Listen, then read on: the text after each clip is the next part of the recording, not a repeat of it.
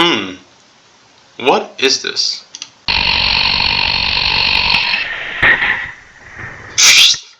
Is this guy like stupid or something? He doesn't even know how to glue on a cap.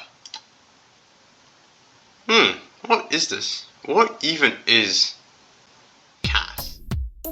I'm glad you asked. CAS stands for Creativity, Activity, and Service. It is a course I take at the curriculum I do at school. And SN stands for serial number. It is a nomenclature used by many companies in the aerospace industry to track prototypes, parts, and vehicles.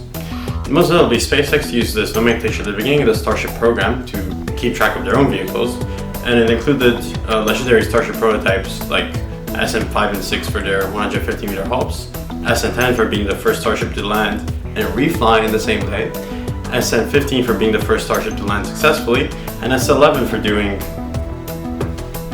whatever SN11 did. Anything labeled CAS SN means it's a pressure vessel, or the booster of the rocket itself. If it has a decimal point after the SN number, then that means that it's a test tank or it has been modified. But first of all, I think it's important that I give you a history lesson on the CAS program itself. This is CAS SN1. It was my first real attempt at a spliced pressure vessel. It used two 1-liter Evian water bottles to form a 1.8-liter pressure vessel. There isn't really much to say about CAS SN1. I performed one pneumatic pressure test to 83 psi, and that's live on my channel. Afterwards, I scrapped CAS SN1, but not for long. Out of the grave of CAS SN1.1 came CAS SN1.2 and CAS SN1.3. However, this was not really the way it was meant to be.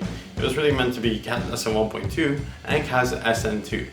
However, during the construction of both pressure vessels, I ended up mixing the two prototypes, so it became CAS SN1.2 and CAS SN1.3. We just finished one splice here, but I did kind of mess with I was supposed to do 2 splices here. This is the second one, but as you can see, they're not the same size, and one was supposed to be much larger than the other one, but they're both kind of the same size.